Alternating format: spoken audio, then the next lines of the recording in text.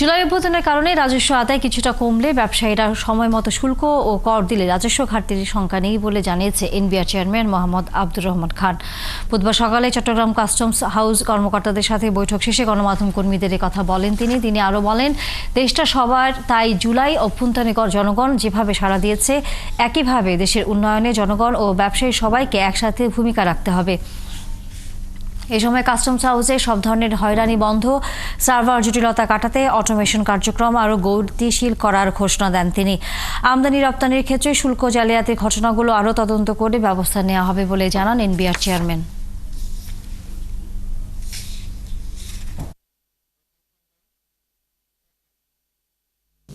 Total জনগণ যেভাবে বিপ্লব এবং অভ্যুত্থানে সাড়া দিয়েছে একইভাবে এই দেশটা ওনাদের।